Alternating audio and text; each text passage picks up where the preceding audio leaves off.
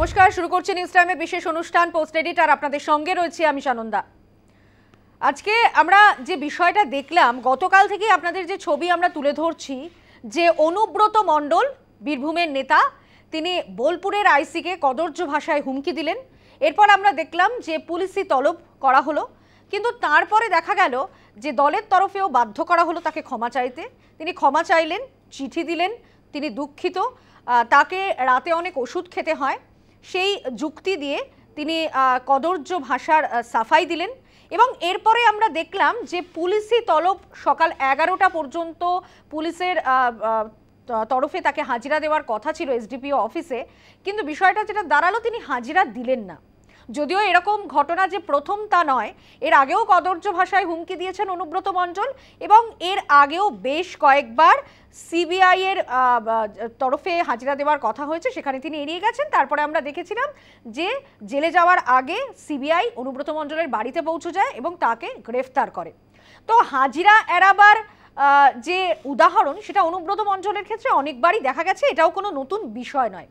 কিন্তু নতুন বিষয় যেটা, যে অনুব্রত মণ্ডল হুমকি দিয়েছেন এর আগেও, পুলিশকে বোমা মারার হুমকি দিয়েছেন, কখনো পঞ্চায়েত ভোটে বোমা মেরে দেবো এমন হুমকি শোনা গিয়েছে, আবার কখনো পুলিশকে হুমকি দিয়েছেন।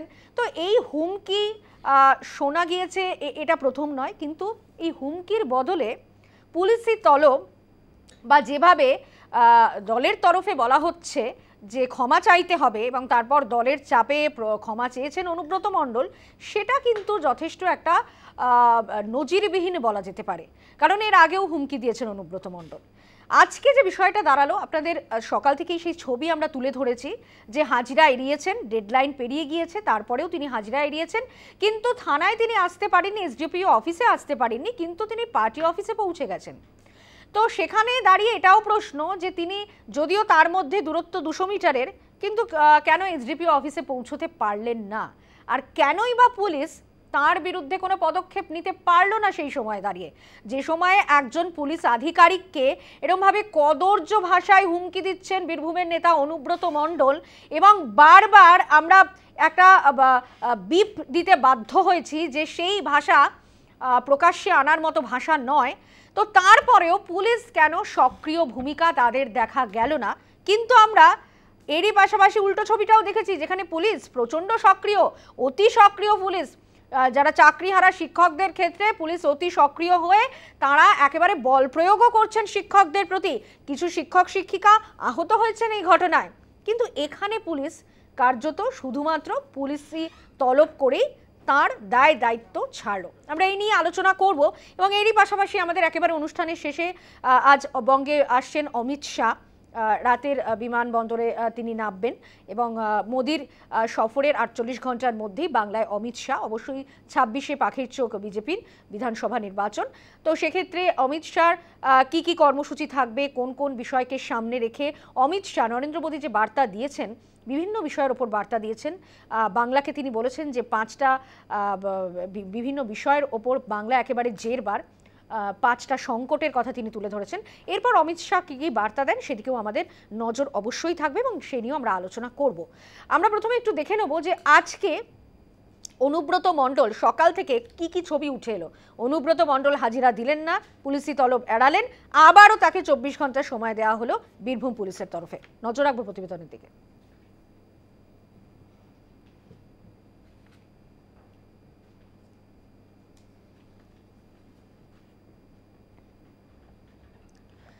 যে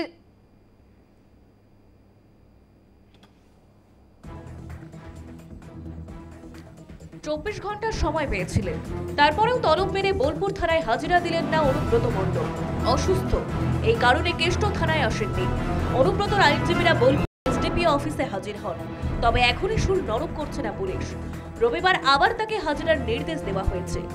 জানা গেছে অনুব্রত মণ্ডলের বিরুদ্ধে 4টি ধারায় মামলা দায়ের করা হয়েছে, এর মধ্যে 2টি জামিন অযোগ্য ধারায় এবং 2টি মামলা জামিনযোগ্য ধারায়।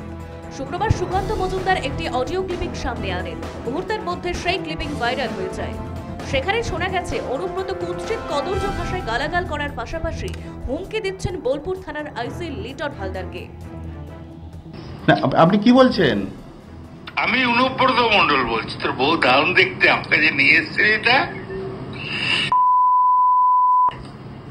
বল বল বল বল বল, তুই ফোনে রেকর্ড করছিস, আমি সব জানি।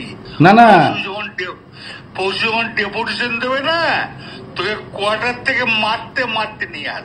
না, কি হয়েছে মানে ঘটনাটা কি? জানিস না সিঙ্গিতে কি হয়েছে তোর? পরশু ডেপুটেশনে রেড কর, আমি যাবো থানাতে, ওর চুরির মুখে ধরে আমি বার করে নিয়ে আসবো ওখান থেকে। অনুব্রতর এই হুমকি নিয়ে আলোড়ন পড়ে যায় রাজ্য রাজনীতিতে। দলের নির্দেশে ক্ষমা চাইতে বাধ্য হন অনুব্রত মণ্ডল। আমি খুব দুঃখিত, কারণ আমি ওষুধ ফষুধ রাখতে খাই তো অনেক, ঘুমের, আর আমি এখন 10টার সময় ঘুমিয়ে যাই এবং ঘুমের ট্যাবলেটও খাই। সেই সময় ঘুমটা ভেঙেছে। নুরুল যে ছেলেটা আমাদের খুব ঘিদর, খুব ভালো ছেলে, ওর বাবা বলতো আমাদের দল করতো, বাবার করার পর ও দল করে, খুব নিরীহ ছেলে, ভালো ছেলে। ওকে যখন শুধু মেরে পা হাত ভেঙে দিয়েছে, আমার মনটা খুব খারাপ। আমি আইসিকে আমিও বলেছি, চাঁদুও ফোন করে বলেছে যে আপনি তাড়াতাড়ি জানকে অন্তত ছেলেটাকে আজ হসপিটালাইজ করুন। তো উনি আমাকে একটা অন্য ধরনের কথা বলেছে, সেটা আমি আর বলতে রাজি নই। তখন আমি নিজের রাগ সামালতে পারিনি, এটা স্বাভাবিক আমি বলেছি, এর জন্য আমি দুঃখিত, আমি ক্ষমা প্রার্থী। আইসিকে এই ভাষায় আক্রমণের পরেও পুলিশ তৎক্ষণাৎ কোনো ব্যবস্থা নেয়নি। একদিন পর তাকে তলব করা হয় মাত্র। শনিবার তার হাজিরার কথা ছিল, সে হাজিরাও তিনি এড়িয়ে গেলেন। এর আগে গরু পাচার মামলায় দীর্ঘদিন ধরে সিবিআই তলব এড়িয়ে গেছেন মমতা বন্দ্যোপাধ্যায়ের অতি ঘনিষ্ঠ কেষ্ট মণ্ডল। সেক্ষেত্রে অনুব্রতর যুক্তি ছিল অসুস্থতা।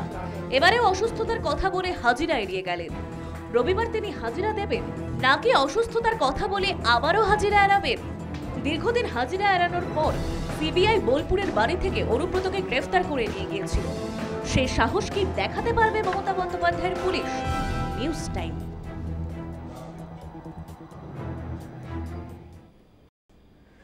একদমই আমরা এই প্রশ্ন নিয়ে যাব যে সেই সাহস কি দেখাতে পারবে মমতা বন্দ্যোপাধ্যায়ের পুলিশ? কোনো লক্ষণ কিন্তু আজও দেখা গেল না। পুলিশই তলব এড়িয়ে গেলেন অনুব্রত মণ্ডল। তারপর বীরভূমের পুলিশ কি করলেন? আবারও 24 ঘন্টা তাকে সময় দিলেন। কিন্তু আমরা দেখেছিলাম যেখানে সজল ঘোষের দরজা ভেঙে ঢুকে গিয়েছিল পুলিশ, যেখানে আমরা দেখেছিলাম কৌস্তব বাগচিকে মাঝরাতে পুলিশ পৌঁছে গেছিল তার বাড়িতে। কিন্তু অধীর চৌধুরীরা তারা বলছেন যে এরকম যদি তাদের ক্ষেত্রে হতো, তাদেরকে জেলে পুরে দেওয়া হতো, এরকম এই উদাহরণ পাওয়াও গিয়েছে। কিন্তু অনুব্রত মণ্ডলের ক্ষেত্রে তা কিন্তু হলো না। তাহলে কি এই সাহস দেখাতে পারবে পুলিশ? আমরা এই নিয়ে আলোচনা করব। আমার সঙ্গে যারা রয়েছেন তাদের সঙ্গে প্রথমে আলাপচারিতায় যাব। আমার সঙ্গে এই মুহূর্তে রয়েছেন তৃণমূল সমর্থক দেবব্রত রয়, আমার সঙ্গে রয়েছেন সিপিআই এর রিতেশ বসাক, এবং আমার সঙ্গে রয়েছেন বিজেপির জ্যোতি চ্যাটার্জি, এবং এরই পাশাপাশি আমার সঙ্গে রয়েছেন অনলাইনে প্রাক্তন পুলিশ কর্তা অনিল রায়। প্রথমেই দেবব্রতদার কাছে যাব। দেবব্রতদা, এই ঘটনা তো প্রায় নজিরবিহীন, মানে নজিরবিহীন দুদিক থেকে। একটা হচ্ছে যে অনুব্রত মণ্ডল এর আগেও অনেকবার এরকম হুমকি দিয়েছেন, পুলিশকে বোমা মেরে দেব, পঞ্চায়েত ভোটে দাঁড়িয়ে তিনি বলেছেন পুলিশকে বিভিন্ন হুমকির সুর কিন্তু শোনা গিয়েছে অনুব্রত মণ্ডলের মুখে।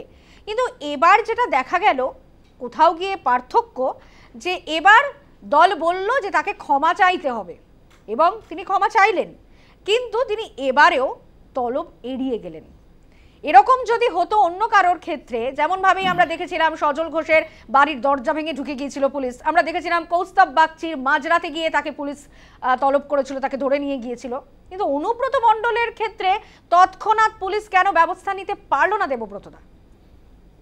দেখুন, রাজ্যে গণতন্ত্র আছে বলেই যদি কোনো অপরাধী হয় সেখানে পুলিশ যায়।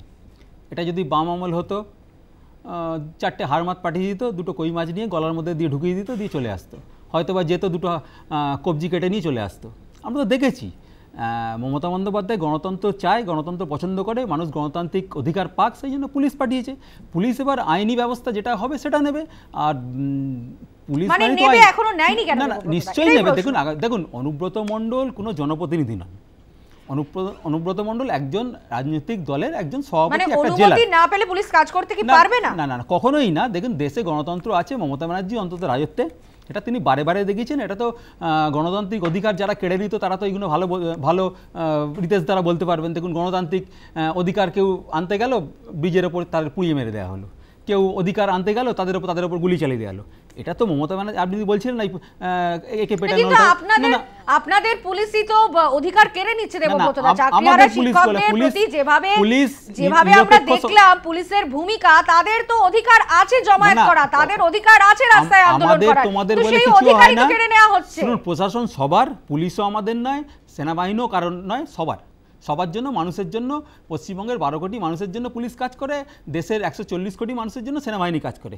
এগুলো কারো ব্যক্তিগত সম্পত্তি নয়, একজন পুলিশ আধিকারিককে এভাবে কদর্য ভাষায় হুমকি দিচ্ছেন, সেখানে পুলিশ কোনো ব্যবস্থা নিতে পারছে না। নিশ্চয়ই সময় হলে নিশ্চয়ই নেবে। দেখুন, দল একটা তার অবস্থান নিয়েছে, দল এটাকে এন্ডোর্স করে না, সেটা জানিয়ে দিয়েছে, এবং তার অবস্থান, এবার দেশে আইন রয়েছে, সেগুলো উনি জনপ্রতিনিধি কি জনপ্রতিনিধি নন, কি একজন দলের একজন সদস্য, সেটা দেখতে হবে। একজন কিংবা যাই হোক XYZ পদে আছেন, যাই হোক আছেন, সেটা দেখতে হবে, এখন আগামী দিনে ব্যবস্থা নেবেন। আর এই যে কুকথা যদি বলেন, এটা কুকথা যদি অনুব্রত মণ্ডল বিটেক হয়, বিজেপি তো এমটেক করে নিয়েছে, এগুলো আমরা বারে বারে দেখেছি। যদি তাদের ওই পুরনো 1968 সালে যখন জনসংঘ ছিল, আপনি যদি কিছু উদ্ধৃতি বলেন, আমি এখান থেকে পড়ে পড়ে আস্তে আস্তে বলতে পারি, সেগুলো শুনলে এত ভালো লাগবে, আর যারা রাজনীতির ছাত্র তাদেরও শুনতে বেশ ভালো লাগবে। এই যে নিশ্চয়ই এই যে একটা বলি, এই দেখো 1967 সালে তাদের ওই তোমাদের ঠাকুরদাতা জনসংঘ যখন ছিল, दिल्ली में राण राज, यूपी में 22 राज, सुचेता त्रिपाठी थे 22 राज,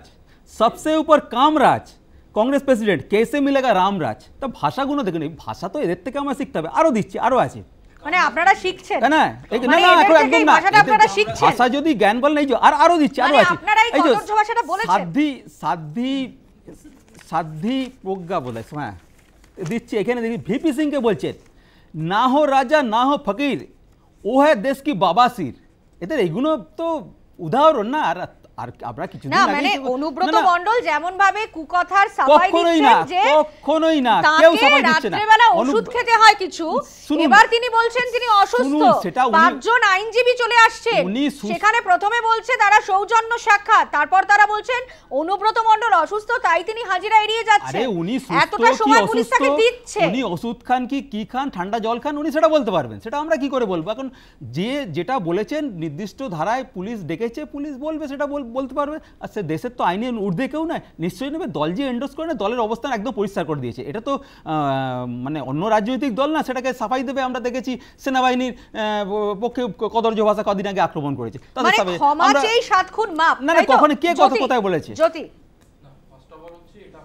তবে যে অনুব্রত মণ্ডলের বিভিন্ন উক্তিগুলো, অনুব্রত মণ্ডল হচ্ছে সেই ব্যক্তি যিনি বলেছিলেন পুলিশের গাড়িতে বোমা মারো, তো কোনো তার বিরুদ্ধে কোনো ব্যবস্থা নেওয়া হয়নি বা কোনো কিছুই করা হয়নি তার বিরুদ্ধে। এবার ঘটনা হচ্ছে, আপনার মনে প্রশ্ন জাগতেই পারে যে এটা কেন করার ব্যবস্থা নিল না তার বিরুদ্ধে, বা এখনো পর্যন্ত তার বিরুদ্ধে কোনো ব্যবস্থা নিচ্ছে না। তার কারণ হচ্ছে, আপনি এই যে অনুব্রত মণ্ডল, এই অনুব্রত মণ্ডলের নামে যে অভিযোগগুলো আছে, গ্রিন করিডোর করে টাকা পাঠানোর থেকে শুরু করে একাধিক অভিযোগ, ওনার সম্পত্তিও অ্যাটাচ করেছে ইডি বা সিবিআই দুজনই। এবার কথা হচ্ছে যে এই অনুব্রত মণ্ডল হচ্ছে আপনার বেসিক্যালি ভোট ব্যাংকটা ক্যারি করে তৃণমূল কংগ্রেসের পক্ষে। তৃণমূল কংগ্রেসের পক্ষে ভোট লুট করা থেকে শুরু করে মানুষের গণতান্ত্রিক অধিকার হরণ করা থেকে শুরু করে সবকিছুই করে এই অনুব্রত মণ্ডল। সুতরাং তার বিরুদ্ধে ব্যবস্থা নেওয়া যাবে না, যতই আমরা চিৎকার করি এখানে, বা আপনি এখানে যতই প্রশ্ন চিহ্ন তোলেন না কেন। তৃণমূল কংগ্রেসের যিনি প্রতিনিধি বা পুলিশকে দিয়ে পালিশ করা হবে, এই শাহজাহান, উদয়ন গুহ, অনুব্রত মণ্ডল এই ধরনের বাহুবলীরা থাকবেন বলছেন। আর বিজেপি নেতারা বলেন আমরা পুলিশকে দিয়ে এরা নয়, ব্লকে ব্লকে এরা রয়েছে, পাড়ায় পাড়ায় এরা রয়েছে, এবং এদের কাজ হচ্ছে, ধরুন একটা গ্রামে কে সুযোগ সুবিধা পাবে কি পাবে না সরকারি প্রকল্পে, এরাই ঠিক করে দেয়, এবং কাটমানি যদি না দেওয়া হয় তারা এদের পরে গিয়ে চড়া হয়। আমি একাধিক উদাহরণ দিতে পারি, মানে আপনার গ্রামগঞ্জের। ঘটনা হচ্ছে এইবার এদেরকে খুল্লা স্যুট দিয়ে রেখেছে কারা, যে দেখুন police actually chain of command follow করে। পুলিশের ক্ষমতা নেই নিচু লেভেলের পুলিশের, উপরের লেভেলের কোনো পুলিশ যদি আপনার কোনো ডাইরেকশন দেয়, সেই পুলিশ কিন্তু সেটাকে আপনার মান্যতা দেবে না, এটা হতে পারে না। ধরুন এসপি যদি ওসিকে ফোন করে বলে যে তোমাকে এই সিদ্ধান্ত নিতে হবে, ওসি কিন্তু ডিউটি বাউন্ড, ওসির কিন্তু এরকম বলতে পারে না যে আমি আপনার সিদ্ধান্ত মানবো না। সিমিলারলি এসপির কাছে যে ডাইরেকশনটা আসে, সেই ডাইরেকশনটা ডিজিপির কাছ থেকে আসে। ডিজিপির ডাইরেকশন না মানার ক্ষমতা এসপির নেই। এই যে chain of command, chain of কমান্ডের জায়গায় দাঁড়িয়ে যখন হচ্ছে নিচুতলার কর্মীর মানে পুলিশের কাছে এই কমান্ড যাচ্ছে যে তুমি আমার ওই নেতার বিরুদ্ধে কোনো ব্যবস্থা নেবে না, তার কারণ হচ্ছে ওই নেতা আমার ভোট ব্যাংকটা ক্যারি করে বা ভোট ব্যাংকটা হচ্ছে আপনার স্বার্থ রক্ষা করে বা আমি যে এই চেয়ারে বসে রয়েছি তার কারণ হচ্ছে ওই ব্যক্তিটি অনুব্রত মণ্ডল। তো সুতরাং তুমি যাই কিছু করো না কেন অনুব্রত মণ্ডলের বিরুদ্ধে ব্যবস্থা নেওয়া যাবে না। এই যে চেন অফ কমান্ডের জন্য সব ক্ষেত্রে যে চেন অফ কমান্ড ফলো হয় সেটা নয়, মানে ধরুন আপনার ক্ষেত্রে হলো বা সাধারণ জনসাধারণের ক্ষেত্রে কিন্তু এটা নয়, সেক্ষেত্রে ওসিরা ব্যবস্থা নিতে পারে, কিন্তু যখন এই যে ইনফ্লুয়েন্সিয়াল ব্যক্তি আসে তখন কিন্তু চেন অফ কমান্ড ফলো হয়। যেমন ধরুন ডিজিপি থেকে এই যে আগের দিন অনুব্রত মণ্ডল কাকে ফোন করছিল, এই যে ভাইরাল হওয়া অডিওটাতে কাকে ফোন করছিল, রাজীব কুমারকে, রাইট? হ্যাঁ, তো এই যে রাজীব কুমার পর্যন্ত তার যে রিস, অর্থাৎ চেন অফ কমান্ড তুমি ওখান থেকে দাও, ওসিকে বলো যে একে শায়েস্তা করার জন্যে। এবার একটা মেসেজ দেওয়া, ঘটনাচক্রে এটা ভাইরাল হয়েছে। এই মেসেজটা কি মেসেজ, যে তুমি আইসি তুমি বেশি বাড়াবাড়ি করো না, বিকজ আমার যোগাযোগ রয়েছে তোমার একদম হায়েস্ট লেভেলে। হ্যাঁ, তো সুতরাং এই হায়েস্ট লেভেলে যতদিন পর্যন্ত এই যে পুলিশ এবং শাসকদের নেক্সাস কতটা ডেসপারেট আমরা দেখেছি, যে সেখানে তিনি বলছেন, এই রেকর্ডে উঠে এসছে, অস্বীকার করার কোনো জায়গা নেই, তিনি বলছেন যে তুই রেকর্ড করছিস কর। সেখানে তিনি সচেতনভাবে বোঝাচ্ছেন যে তিনি এটা বুঝতে পারছেন, কিন্তু তারপরেও আমরা দেখছি তিনি মানে এই রকম কদর্য ভাষায় হুমকি চলছে। তো বিষয়টা হচ্ছে যে যদি এরই পাশাপাশি আমি অনিল বাবুর কাছে যাব। অনিল বাবু, পুলিশের এই যে ভূমিকা, এই পুলিশ তৎক্ষণাৎ কেন পদক্ষেপ নিতে পারলো না, এটা কেন হয় এসব ক্ষেত্রে? অনুব্রত মণ্ডল যে কদর্য ভাষায় হুমকি দিলেন, তারপর তো পুলিশ সেই সময়ে ব্যবস্থা নিতে পারতো, কিন্তু কেন নিতে পারলো না? দেখুন, ঘটনা যেটা পুরো ভিডিওটা দেখেছি, ভিডিও ওটা আমি শুনেছি অডিওটা। তো এই লিটন হালদার যে বোলপুরের আইসি আছে, ও একসময় আমার সঙ্গে কাজ করেছে একটা থানাতে। তো ওকে আমি ব্যক্তিগতভাবে চিনি, মানুষ হিসেবে ও একজন ভদ্র, এ বিষয়ে সন্দেহের কোনো অবকাশ নেই, একদম ভদ্র ছেলে। এবারে অনুব্রত মণ্ডল যে ভাষাতে একজন ওসির সাথে কথা বলছিলেন ফোনে, আমরা চাকরি জীবনে বিভিন্ন জায়গায় কাজ করেছি, দুটো সময়ে আমরা কাজ করেছি, দুটো সরকারের সময় আলাদা আলাদাভাবে কাজ করেছি। চাকরি জীবনে কখনো কখনো পলিটিক্যাল লোকদের সঙ্গে কিছু মত পার্থক্য হয়েছে, কখনো সামান্য তর্ক বিতর্ক হয়েছে, কিন্তু এইরকম ভাষা আমি কোনো পলিটিক্যাল লিডার, ডিস্ট্রিক্ট লেভেলের একজন বড় লিডার এর মুখে এরকম ভাষা আমি কিন্তু আমার জীবনে প্রথম শোনার সুযোগ হয়েছে। অত্যন্ত লজ্জার এটা, আমি প্রথমে এই ঘটনা অত্যন্ত নিন্দা করছি একজন দেশের নাগরিক হিসেবে, প্রাক্তন পুলিশ কর্তা হিসেবে। একজন পলিটিক্যাল লিডার, বিশেষ করে রেসপন্সিবল পলিটিক্যাল লিডার, যে ডিস্ট্রিক্ট লেভেল লিডার, তিনি এই ধরনের ভাষা কখনোই ব্যবহার করতে পারেন না কারোর সঙ্গে। পুলিশ অফিসার, থানার ওসি তো দূরের কথা, এটা অত্যন্ত অন্যায় কাজ। কিন্তু এটা তো হচ্ছে অনিল বাবু, কি করে সম্ভব হচ্ছে এটা? তারপরে কোনো পদক্ষেপও নেওয়া হচ্ছে না। একটু বলি পুরোটাই বলি। এর পাশাপাশি যেটা বলার সেটা হচ্ছে, যে দলের শক্তিতে উনি এতগুলো কথা উনি বলে গেলেন বা ভাষা, কিন্তু ওনার তো একমাত্র পলিটিক্যাল পাওয়ার আছে বলেই উনি নিজে মনে করেন, কিন্তু সেই দল কিন্তু প্রশ্রয় দেয়নি। এটা নিঃসন্দেহে কিন্তু অভিনন্দনযোগ্য। এই দল এটা ফিল করেছে এবং এটাকে অত্যন্ত ভীষণভাবে নিন্দা করেছে এবং একটা ক্লিয়ার ডাইরেকশন দিয়েছে এবং পুলিশকেও নিশ্চয়ই সরকারের কাছ থেকে নির্দেশ না আসতে এভাবে ওনার বিরুদ্ধে এফআইআর করা হয়েছে ওনার বিরুদ্ধে, এবং তার মধ্যে দুটো নন বেলেবল ধারা আছে। আসলে অনিলবাবু, এখানে একটা প্রশ্ন আসে, এই যে এটা প্রকাশ্যে চলে এসছে বলেই হয়তো দল এভাবে ব্যবস্থা নিল, কিন্তু এর আগেও তো অনেকবার এরকম হুমকি আমরা দেখেছি। অনুব্রত মণ্ডল এই কদর্য ভাষায় তিনি কথা বলেছেন, কিন্তু তখন কিন্তু একেবারে নির্বিকার দেখা গেছে দলকে। না, কিছু হুমকির ঘটনা তো ভিডিও থেকে আমরা দেখেছি, বিভিন্ন সময় এসেছে, কিন্তু এইরকম বেভাষায়, স্ত্রী, তার মা, তাদেরকে ইনভলভ করে এরকম বেভাষায় বলা অনুব্রত মণ্ডলের মুখে তো শুনিনি, বা অন্য কোনো পলিটিক্যাল লিডারের মুখে, কোনো পুলিশ সম্পর্কে, কোনো থানার ওসি আইসিকে উদ্দেশ্য করে এরকম ভাষা আমি শুনিনি আগে। সুতরাং আমি একটা জিনিস আইডিয়া কথা বলি এবারে। এই আপনি যেটা বলতে চাইছিলেন যে এই ঘটনাতে অ্যারেস্ট হলো কি, পুলিশ কিন্তু এই ঘটনাতে একটা প্রপার সেকশনে কেস স্টার্ট করেছে। পুলিশ একটা আগে 41 সিআরপিসি ছিল আমাদের অ্যারেস্টের মেইন সেকশন, কগনিজেবল অফেন্স যদি কেউ করে তাহলে 41 সিআরপিসি অ্যারেস্ট করতে হবে। 41 সিআরপিসি প্রচুর অ্যামেন্ডমেন্ট হয়েছে। এই বিএনএসএস যেটা ভারতীয় নাগরিক সুরক্ষা সংহিতা, এটা যেটা 2023 সালে এই আইন আগে থেকেই কিন্তু এই 41 সিআরপিসি নানা রকম অ্যামেন্ডমেন্ট হয়েছে। D K Basu versus State of West Bengal বলে একটা বেশ অনিলবাবু, আমি আপনার কাছে ফিরছি, এই প্রসঙ্গে নিয়ে ফিরবো। রিতেশ দা, আমাদের একটা ব্রেক নিতে হবে। রিতেশ দা, খুব এই যে এই ঘটনা ঘটছে এবং অনুব্রত মণ্ডলের বিরুদ্ধে এর আগেও এরকম শোনা গেছে বা তিনি হুমকি দিয়েছেন, কিন্তু তারপরেও নির্বিকার থেকেছে দল। হঠাৎ করে কি এমন হলো দল এইভাবে বলল যে তাকে ক্ষমা চাইতে হবে, এবং তারপরে আমরা দেখলাম যে পুলিশি তলব। না দেখো, দুটো জিনিস, আমার গলাটা যদি ঠিকমতো শোনা যাচ্ছে কিনা আমি জানি না। হ্যাঁ, শোনা যাচ্ছে, শোনা যাচ্ছে। হ্যাঁ, দুটো জিনিস এখানে মাথায় রাখতে হবে। Anubrata Mondal is not a factor at all. কারণ একজন পাড়ার মস্তান কি বললো না বললো সেটা ফ্যাক্টর নয়। ফ্যাক্টর হচ্ছে law and order. Law and order যারা মেনটেন করবে, তা পুলিশ অফিসার, তাদের মনোবল ভাঙছে কিনা এইটা বড় কথা।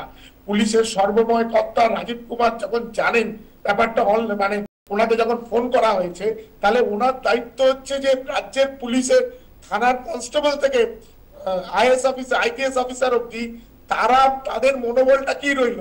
যদি এইটা এরকম দাঁড়ায় যে একজন পুলিশ অফিসার তার মা এবং স্ত্রীর সম্ভ্রম রক্ষা করতে পারছেন না, তুমি একটা সাধারণ জিনিস বলো, যেখানে আন্দোলনের ক্ষেত্রে শিক্ষক শিক্ষিকারা তারা মেট্রো স্টেশন থেকে বেরোয়নি, তার আগেই পুলিশ অ্যান্টিসিপেট করছেন যে এখানে ল অ্যান্ড অর্ডার ব্রেক হতে পারে।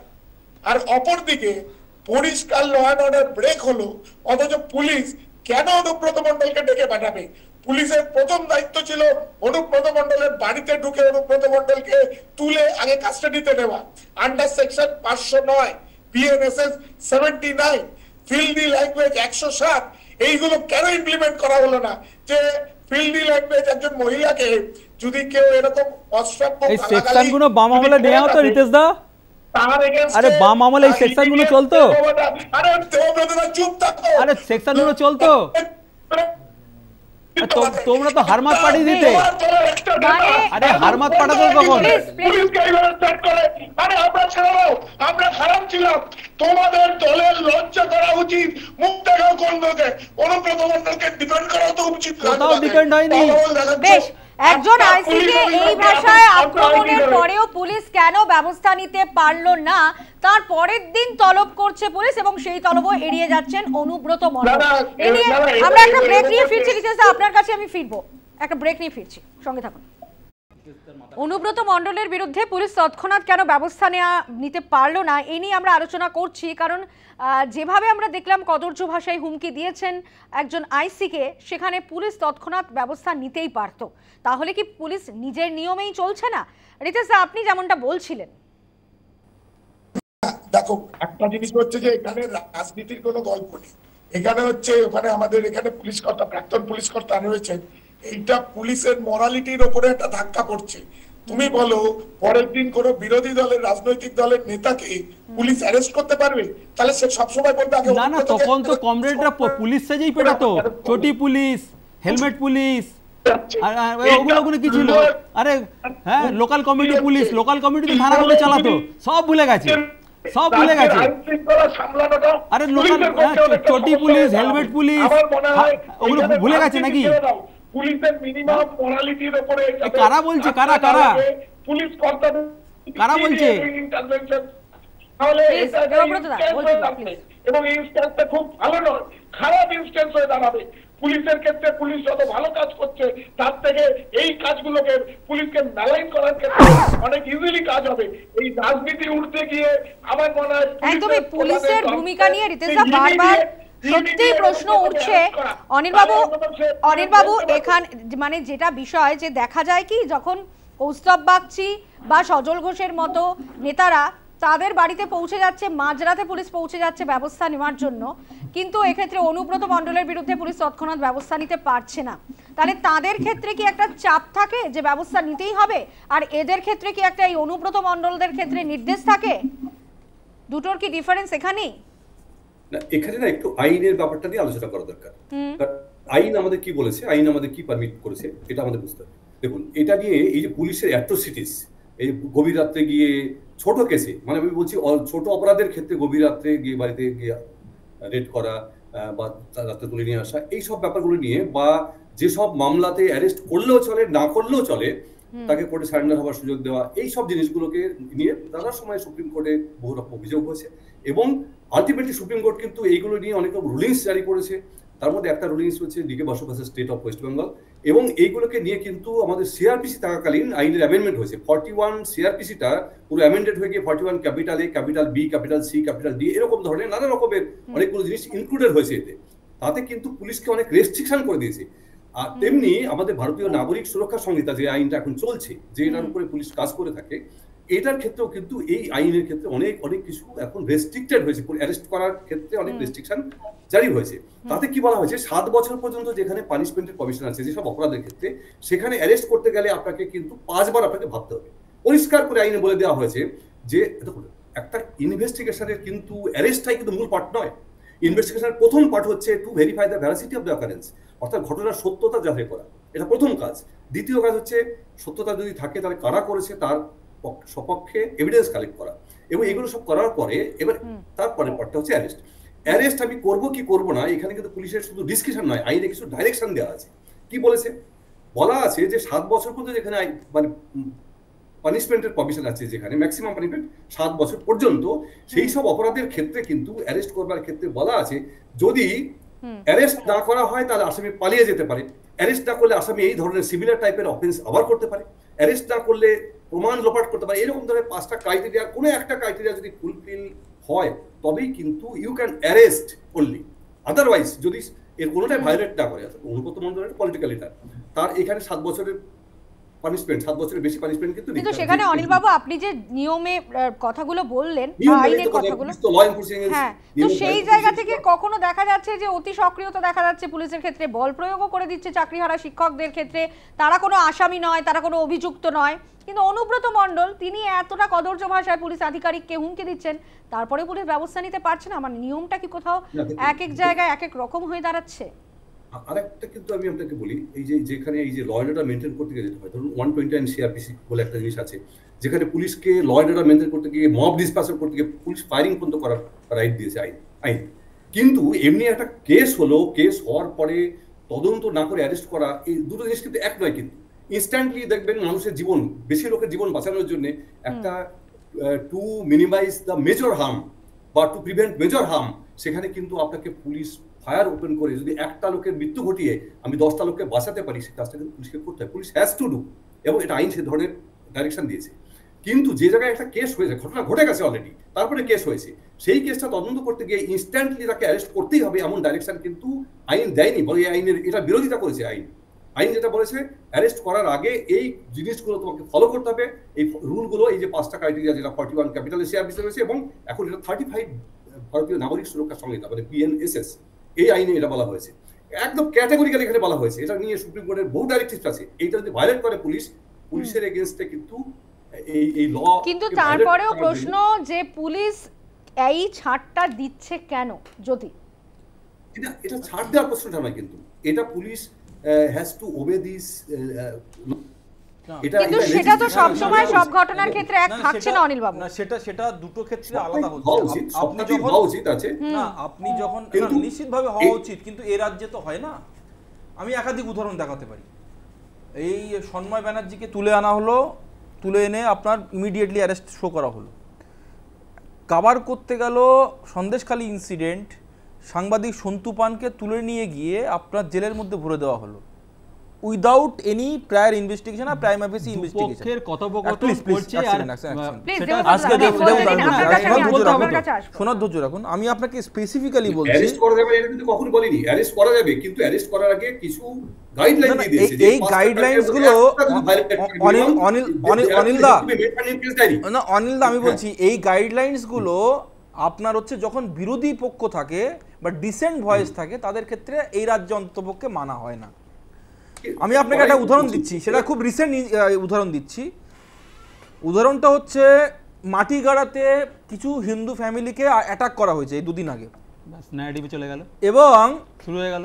তারপরে যখন প্রোটেস্ট স্টার্ট হয় সেই ঘটনার পরিপ্রেক্ষিতে ওখানকার যে এসিপি WBPS মানে ওয়েস্ট বেঙ্গল পুলিশ সার্ভিসের অফিসার, এসিপি DD1 SPC নাম হচ্ছে দেবাশিস বোস, উনি প্রকাশ্যে বলেন, মানে এটা একটা ভিডিও আছে এবং ওপেন যে ফোন করছে তারও আপনি এভিডেন্স পেয়ে যাবেন, বলছে যে তোমরা চিৎকার করতে পারো, প্রোটেস্ট করতে পারো, কিন্তু আমি তোমাকে রাতে দেখে নেব। এই যে পুলিশের ক্যাডারের মতো ব্যবহার, এটা শুধু একটা ঘটনা না, একাধিক ঘটনায় যেখানে যেখানে প্রোটেস্ট হয়েছে, যেখানে যেখানে নাগরিক অধিকার ভুলুণ্ঠিত হয়েছে এবং মানুষ প্রোটেস্ট করার চেষ্টা করেছে, সেই ভয়েসকে, সেই প্রোটেস্টকে দমানোর জন্য তৃণমূল ক্যাডারের সাথে সাথে এই পুলিশও রাস্তায় নেমে পড়েছে। এবং আমরা তো গতকালই দেখেছি সেই ছবি, যেভাবে চাকরিহারা শিক্ষকদের ক্ষেত্রে পুলিশ বল প্রয়োগ করেছে একের পর এক জায়গায়, ধর্মতলা, শিয়ালদা, সল্টলেক, বিভিন্ন জায়গায় তো সেই একই ছবি উঠে এসছে। তো সেটা নিয়ে বারবার প্রশ্ন উঠছে। দেবব্রতদার কাছে আমার প্রশ্ন যে এই যে পুলিশি তলব অনুব্রত মণ্ডলের ক্ষেত্রে, কারণ আমরা তো আগেও দেখেছি মুখ্যমন্ত্রী মমতা বন্দ্যোপাধ্যায়ের প্রশ্রয়ের ছবি আমরা দেখেছি, তিনি কখনো বলেছেন যে অনুব্রত মণ্ডলের মাথায় অক্সিজেন কম পৌঁছয় তাই ওর একটু অসুবিধা হয়, আবার কখনো তিনি বলেছেন যে সাংবাদিকরা তোর জন্য মিষ্টি কথা লেখেন না কেন, তুই কি নকুলদানাটা কম দিস। তো এরকম বহু প্রশ্রয়ের কথাও উঠে এসছে, কিন্তু এবার সেই প্রশ্রয়টা কি পাওয়া গেল না? তা বীরভূমের বাঘের কি এবার সত্যি দুর্দিন এলো, নাকি এই বীরভূমের বাঘের কোনো বিকল্প পেয়ে গিয়েছে দল? দেখুন, সেটা দলের আভ্যন্তরীণ ব্যাপার, দল বলতে পারবে। কিন্তু এখানে একটা জিনিস কিন্তু পরিষ্কার, এখন ক্লিয়ার করতে পারলো না ক্লিয়ার না, কথোপকথন হচ্ছে দুটো পক্ষের মধ্যে। সেখানে সেই কথোপকথন শেয়ার করছে কে? রাজ্যের বিরোধী দলের সভাপতি। তিনি ওখানে কি করে ঢুকলেন? না না না, এই তো কত একটা পক্ষ কথা বলছে, কথোপকথন দুজনের মধ্যে হচ্ছে, কে রেকর্ডিং করলো, কে পৌঁছে দিল কার কাছে? দেখুন, ওটা মানে পুলিশ রেকর্ডিং করেছে, আচ্ছা খুব ভালো কথা। তারপরে পুলিশ একদম সব জ্যোতির কথা একদম মেনে ঠিক বলেছে, ঠিক বলেছে। এই জ্যোতি বলতে দাও, একটু শোনার ধৈর্য রাখো। বলেছে তার মানে পুলিশ ওটা রেকর্ডিং করে সুকান্ত মজুমদারের কাছে পৌঁছে দিয়ে, তার মানে ঠিক আছে, তার মানে বিজেপির সাথে উনি যোগাযোগ রেখেছেন, এই কথা তাই তো? আজকে না হলো সূত্র তাই বলছে, না হলো তো এই আবার কথা। আরে এই তো গণতন্ত্রে পুলিশ রেকর্ডিং, তার মানে একটা পক্ষ তাহলে তো সব পুলিশ অফিসার, এই পুলিশ অফিসার তার মানে তারা জ্যোতির কথা সূত্র ধরে বলতে হয়, তারা গিয়ে তার নয়তো পেগাসাস অধিকারী ব্যাপার উনি আড়ি পাচ্ছে প্রতিটা এতে। তার মানে উনি যখন দেখেছেন ওটা ওনার ঊর্ধ্বতন কর্তৃপক্ষ কিংবা পুলিশ মন্ত্রী তাকে উনি পৌঁছে দেবেন, মানে বিরোধী দলনেতা দলের মানে সভাপতির কাছে পৌঁছে দেবেন, তাই তো? এটা হওয়া উচিত তো? না না, এটা হওয়া না, এটা হওয়া উচিত তো? তুমি ইয়েস না, তুমি তো উত্তর দিচ্ছ, তুমি এড়িয়ে যাচ্ছ, এ তো মহা মুশকিল। তার মানে একটা কথোপকথন হচ্ছে, পুলিশে বললো, পুলিশ অনুব্রত মণ্ডল বলে রেকর্ডিং করা হচ্ছে, খুব ভালো কথা।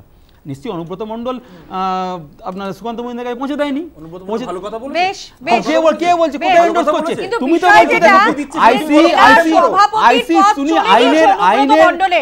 তাহলে কি এবার দলনেত্রী, দলের সুপ্রিমো তিনিও চাইছেন যে কাজল শেখকেই চোখের কাজল করতে বীরভূমের অনুব্রত মণ্ডলকে সরিয়ে? এ নিয়েও কিন্তু একটা প্রশ্ন উঠছে রাজনৈতিক মহলে। আমরা একটা ব্রেকের পর ফিরছি, কারণ আজকেই বাংলায় আসছেন কেন্দ্রীয় স্বরাষ্ট্রমন্ত্রী অমিত শাহ। নরেন্দ্র মোদীর সফরের 48 ঘন্টার মধ্যেই বাংলায় আসছেন, এই নিয়ে আমরা আলোচনা করবো একটা বিরতির পর। সঙ্গে থাকুন। ফিরে এলাম বিরতির পর, দেখছেন পোস্ট এডিট। আমরা একেবারে পোস্ট এডিটের শেষ পর্বে চলে এসেছি। বুধবারের পর শনিবার এই 48 ঘন্টার ব্যবধানেই প্রধানমন্ত্রী নরেন্দ্র মোদীর সফরের পর বাংলায় আসছেন অমিত শাহ, কেন্দ্রীয় স্বরাষ্ট্রমন্ত্রী।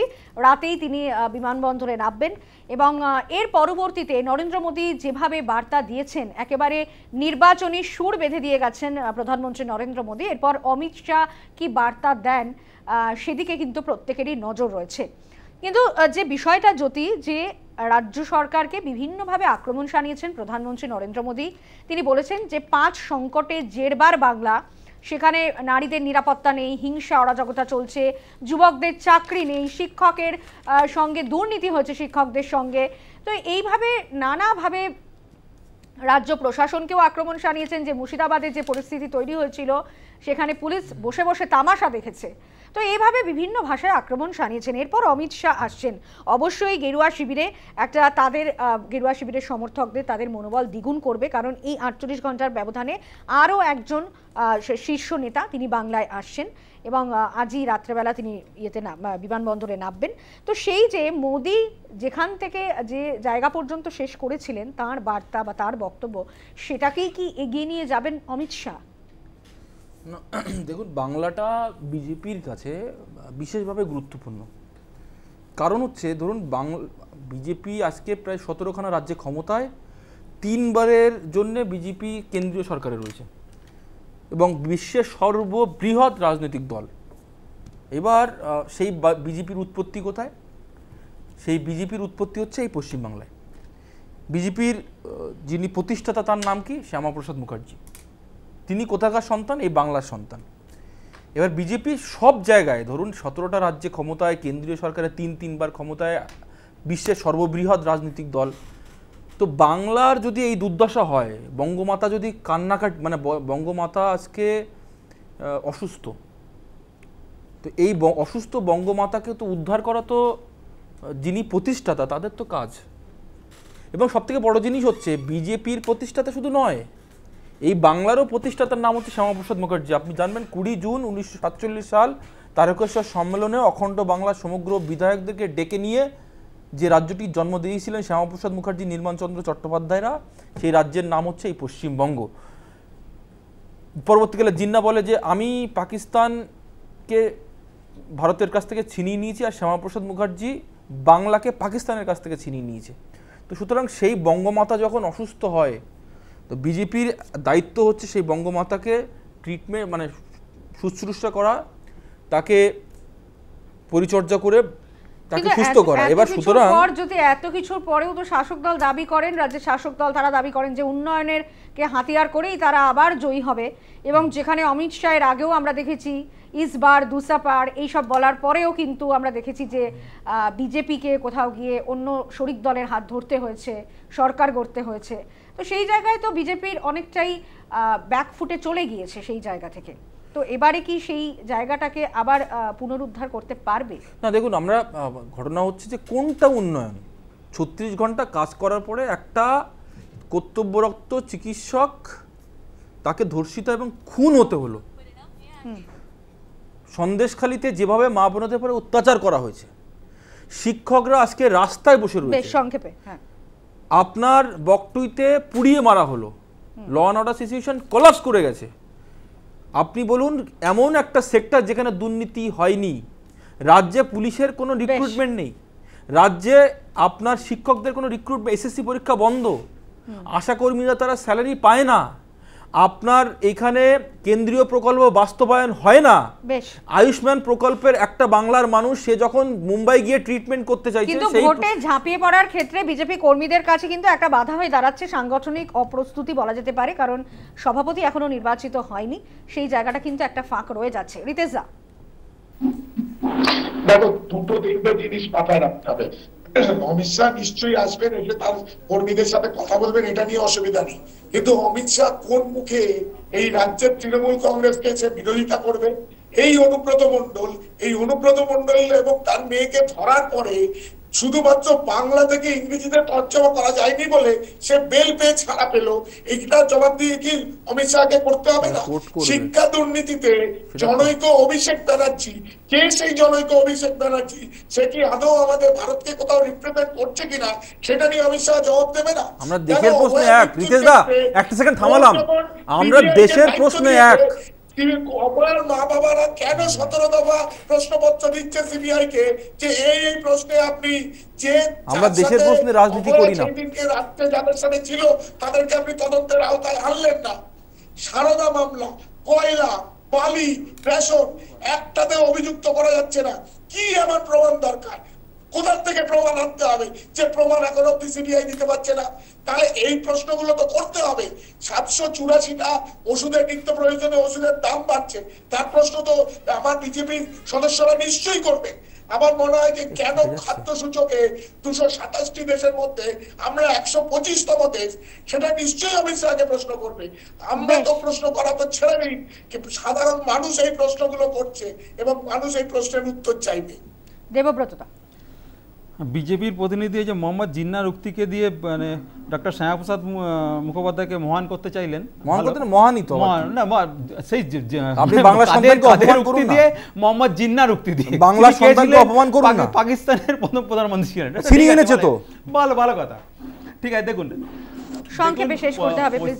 আপনারা দেখবেন এই যে সাঁতরাগাছি ঝিল কিংবা এই আলিপুর চিড়িয়াখানায় গেলে না, শীতকালে কিছু দেখবেন পরিযায়ী পাখি উড়ে উড়ে উড়ে, সেই শুনেছি নাকি তারা সুদূর সাইবেরিয়া থেকে আসে, এখানে ডিম পাড়ে। সেই এক গল্প, এই তো শুনতে চাও না? শোনার একটু ধৈর্যটা রাখো না, কেন গায়ে লাগে?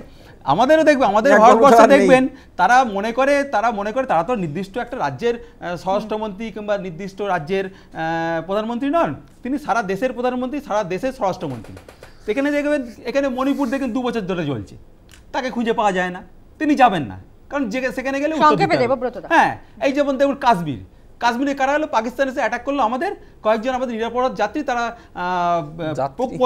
লোক মানুষ প্রকৃতির সৌন্দর্য দেখতে গেছিলো, তাদেরকে মারলো, মেরে চলে গেল।